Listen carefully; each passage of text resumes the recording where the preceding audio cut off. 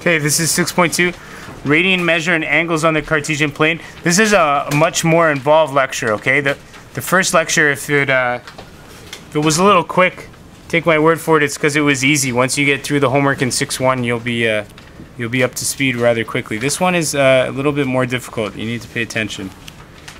So the goal is to use the Cartesian plane to evaluate the trigonometric ratios for angles between 0 and 2 pi. So in other words, 0 and 360. Okay? Need to know that by now. Recall that the special angles shown can be used to determine the exact values of primary and reciprocal trigonometric ratios for some angles measured in degrees. So these two triangles, these should be a review from grade 11. Okay? We're going to talk a lot about them. So if you're not familiar with them, you need to do a review on them. Okay? You should be able to create these triangles on your own. So just be able to draw them and put in these values. They're not difficult, right? Because, you know, they're set up easy. That's the point. That's what makes them special, is that they're very easy. The side lengths are 1, 1, root 2, 1, 2, and root 3. Okay? And that's what makes the angle special, is because those side lengths are so easy and whole numbers. It's the only reason that makes them special.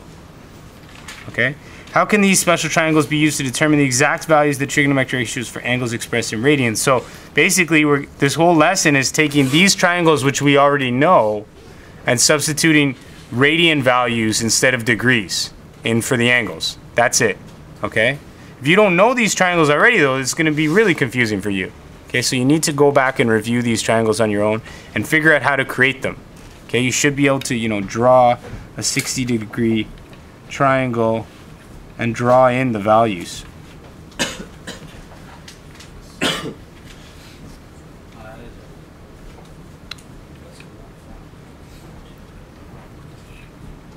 Right? Anyways, it's here, it's upside down. Okay, connecting radians and special triangles. Determine the radian measures of the angles in special triangles and calculate their primary trigonometric ratios. So, the first one, we're taking what we learned in 6.1 and we're just applying it to these special angles now. So 60 degrees, we're going to multiply by pi over 180. 30, pi over 180. 45, pi over 180. And 90, pi over 180. We're just multiplying it by 1 to convert to their radian values. Once we have those radian values, we're going to substitute them in for their angles in the special triangle. Okay? So we're recreating our special triangles now with our radian angles as opposed to our angles in degrees. Okay? Any questions about that? Once you're able to create these triangles, it's about half of what we're learning in this lesson, okay? Once you can understand that and create those triangles. Okay?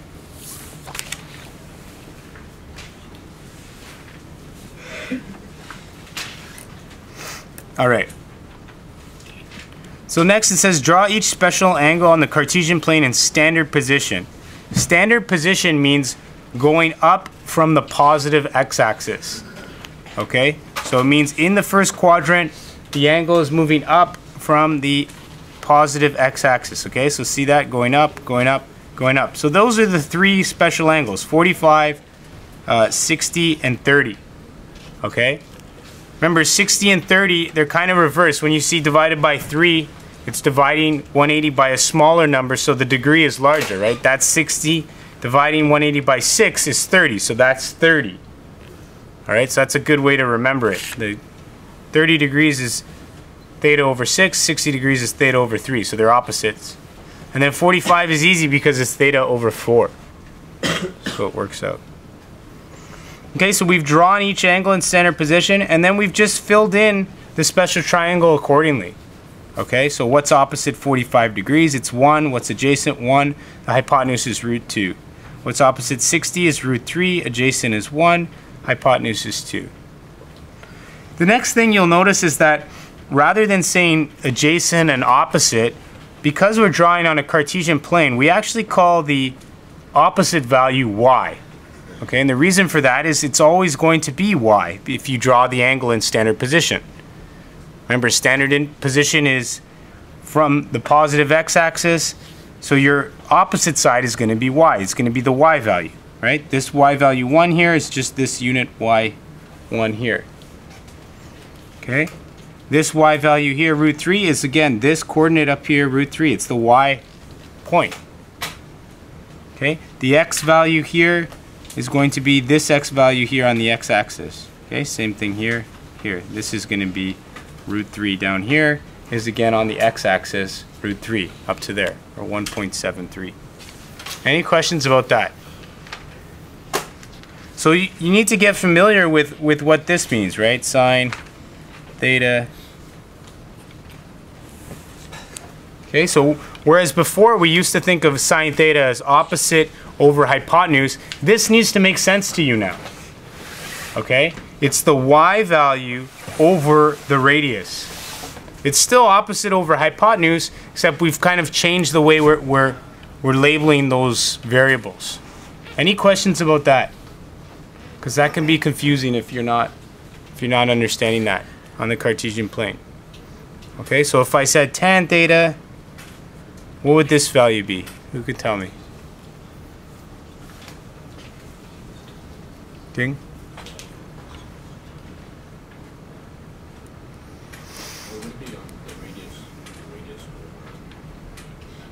No. Yeah. Y over x. Yeah, y over x is opposite over adjacent, right? Very good. So if I said cosecant, Elijah, what would it be?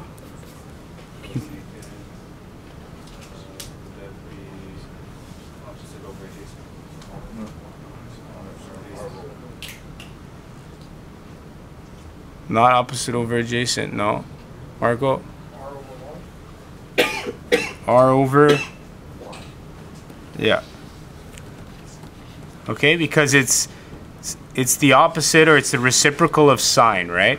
And sine is opposite over hypotenuse, but now opposite is labeled as y and the hypotenuse is r. And now we're talking about cosecant, so it's the reciprocal, so it's r over y. Okay? Make sense to everybody? Even though only 2 people answered? Everyone's got it? Yep. Okay.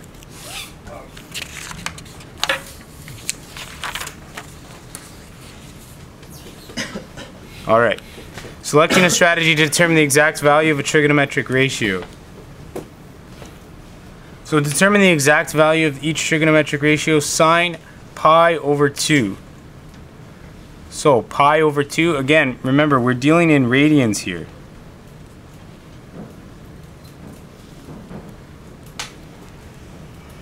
Sir, when you put in our calculus, would we need to change? Yes. Very good. Yes, you would. And that's from 6.1. You'll see that as well. When you do calculations in radians, that's where you have to change the mode on your calculator. Remember where it said rad before in all the other grades? We said, no, you got to change that to DEG, degrees. Yeah. This is now where you'd have to change it to rad. Okay? The reason why is, let's think about this for a second. Sine pi over 2 in radians is what? Is 90 degrees. Good. So it's 180 divided by 2 is sine 90. Everyone knows sine 90 is what? Is 1, right? We know from this graph and several other reasons, including the unit circle, that 90 degrees here is 1. Okay, there's our sine graph. Okay? If we think about this in degrees, what would this be? What would the value of sine here be? This would be sine 3.14 over 2. So this would be like sine 3.14 divided by 2, so it's going to be like sine 1.6 degrees, which is really close to nothing, right? This is probably going to be approximately equal to 0.1 or something like that. What's the value, the exact value? 0.027. Yeah, so 0.27, something like that. So this is wrong. You have to understand that we're working in radians now. So for the most part, or for whenever you see pi and the trigonometric ratios, we're dealing with radians. Okay? Don't put pi in degrees with trigonometric ratios. Okay, 9 times out of 10 your trigonometric values are going to be less than 1. All right. So sine pi over 2, in other words, sine 90, we're going to draw that. So we go in standard form. So from the positive x-axis, we draw the degree 90 degrees, which is here. Okay, we draw our terminal arms. Terminal arms is the arm that the degree ends on. Okay, so it's straight up and down, and it meets our radius circle at the top. Okay. Next, we know sine is opposite over hypotenuse, or now in our nomenclature, it's going to be y over r. The y value at the end point of the terminal arm is 1, and the radius, of course, of any unit circle is 1. So sine pi over 2 is equal to 1. Any questions about that? Sure. So sine, we know, is opposite over hypotenuse. In our nomenclature now, opposite is the y value, and r is our hypotenuse. Okay? Opposite, y value is positive 1 here. Everyone see that this arm ends at positive 1y? Over the radius, which is also 1. So it's going to be 1 over 1 here, which is equal to 1. Okay? Let's look at the next one. 3 pi over 2. So the faster you can kind of visualize and get to these angles and figure out what quadrant they're in, the better you're going to be. Okay? So if we think about 3 pi over 2, remember, the whole 4 quadrants is how far? What is this degree all the way around? What's that? So 360, yeah, but we're talking radians. 2 pi, right? So what is from here to here? Pi, right. So 3 pi over 2 is going to be past here, because it's past pi, and it's going to be, sorry? It's going to be 1.5, right? So it's going to be 270 degrees. So our terminal arm is going to be here.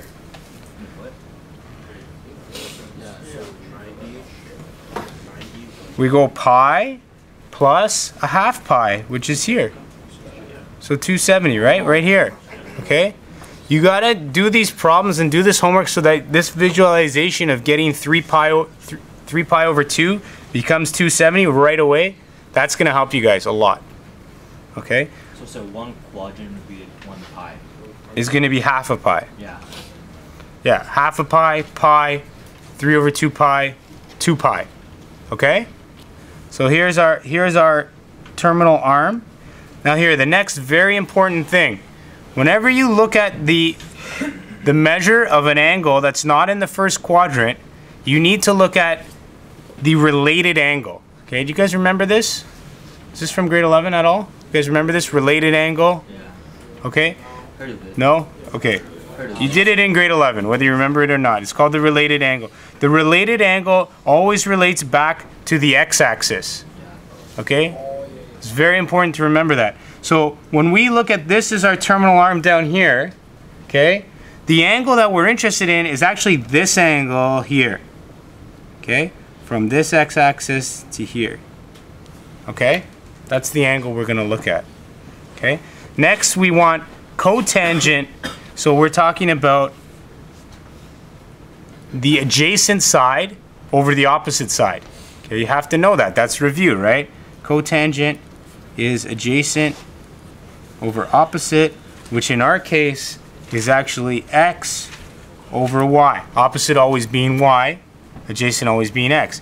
So in this case, what is x for this terminal arm? The x value for this point, right here. What's the x value of that point? It's 0, right? So that's where we get 0 there. And what's the y value? -1. Okay? So the cotangent of that angle then is going to be 0. 0 divided by any value is 0. Okay? And these values will also work out in degrees, right? If you did sine 90 here on your calculator, you would get 1. If you did cotangent of 270, converting this to degrees, you would get 0. Okay?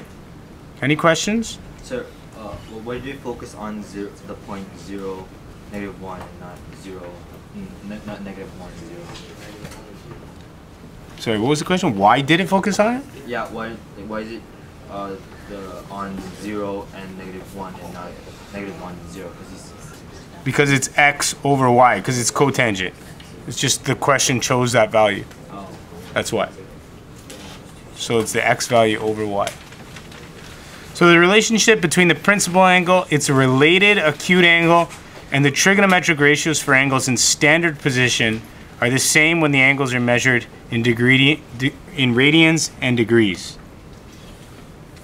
Okay, we'll do another example.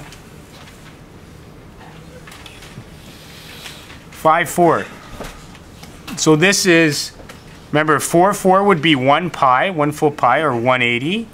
So this is 180 plus a quarter pi. A quarter pi, or pi over 4, is 45 degrees.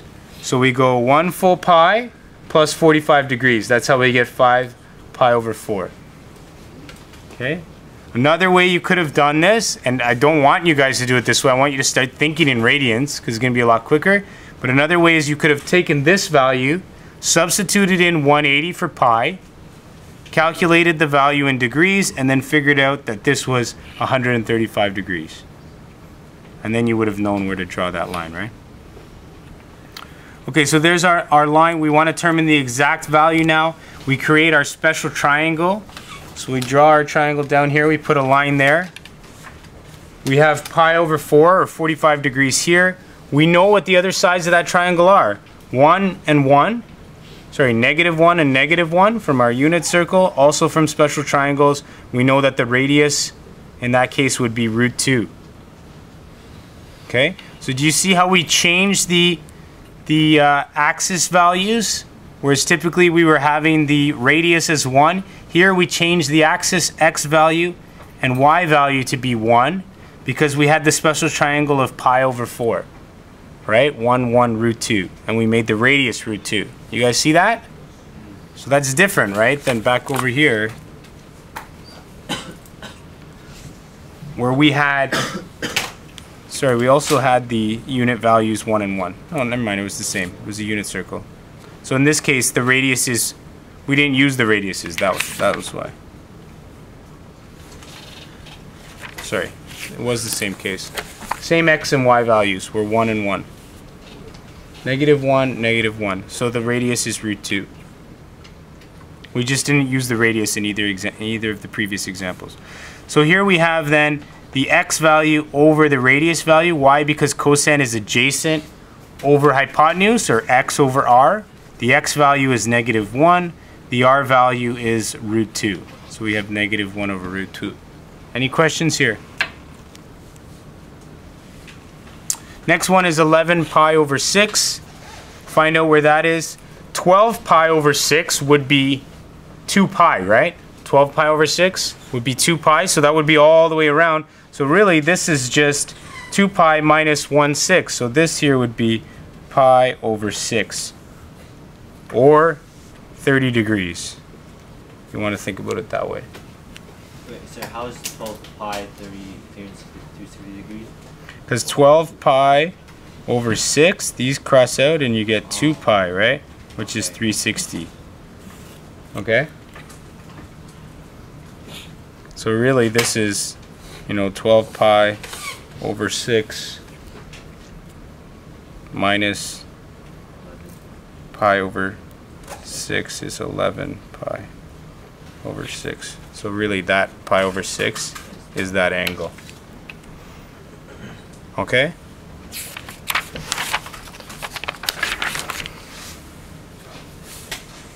So there's our triangle, and again, it's a special triangle.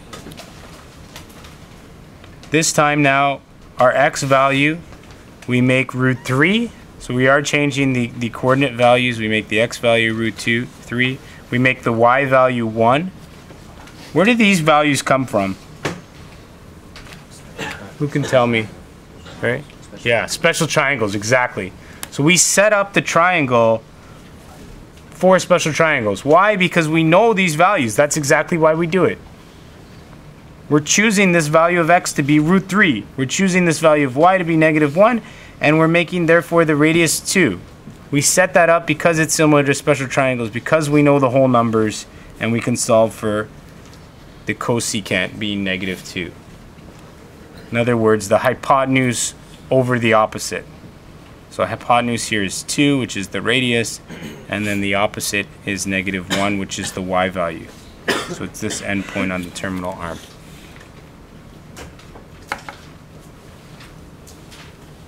All right, using a calculator, it's important that they do note that you use, you will make sure that your calculator is in radian.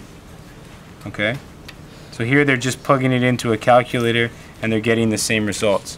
There's a problem with using their calculator, which we're going to show you in a minute, because there is 2 answers, and your calculator a lot of the time will only show you 1 answer. I'm going to show you that in the next example.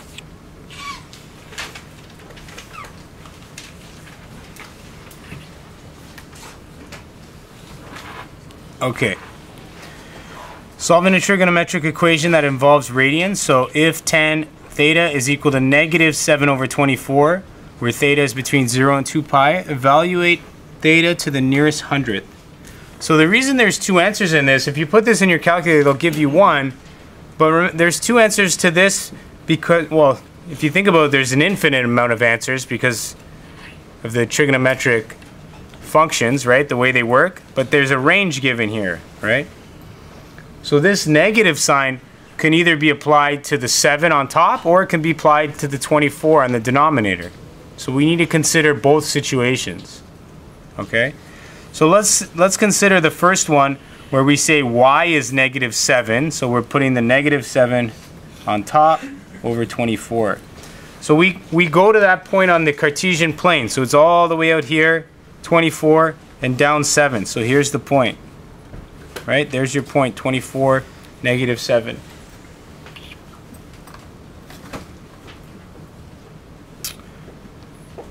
So we can calculate that value. We take the tan inverse of 7/24 and we get 0.28. And now if your degree is in radians, that's the value you're going to get, 0.28. And what that actually calculates for is this angle in here. Okay? So that's our related angle. To get our whole angle, which is all the way from the positive x-axis, that's the way you need to express the radian angle. You need to take 2 pi or 360 minus that angle. Okay? So when you use your calculator, it gives you this angle in here, which is the related angle, but then you need to take that angle and subtract it from 2 pi, which is 360, to get this full angle here. Okay? So use a calculator to determine the related acute angle by calculating the inverse tan of 7/24. The related angle is 0.28, rounded to 2 decimal places. Subtract 0.28 from 2 pi to determine 1 measure of theta. Any questions about that? What was done there? Okay, because remember, the angle we need to know is from the positive x-axis. It's got to go all the way around to there. If you just use your calculator, you're just going to find out that angle that's from the x-axis going the opposite way to the terminal arm. Okay, so in the 4th quadrant, theta is about 6, and we get that from 2 pi minus 0.28. The other scenario that we need to consider is if the angle is like this, where the negative sign is on the denominator. Okay?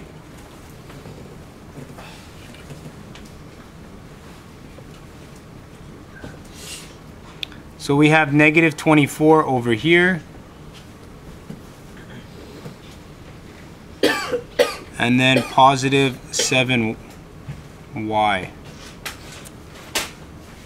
Yep. So pi, this time again we use our calculator, we get 0.28, and this time we're going to use pi and subtract this angle in here to get our angle. Okay? Any questions about that? And remember, this is y over x, and this is y over x. Okay, and y because it's tan. Yeah. You wouldn't need to graph it twice because -7/24, you're always going to get that 0.28, whatever that is. So couldn't you just plug both in with 1 2 pi and 1 pi and not have to graph both? Yeah, but it's gonna, unless you graph them, you're gonna get it's not always this it's like sometimes you're relating in the third quadrant. It gets confusing unless you get comfortable with graphing them. Okay, that's why I wouldn't suggest that.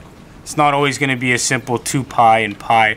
You know, sometimes you're going to be in this third quadrant, and it's just better to graph them. Okay, at least initially. All right.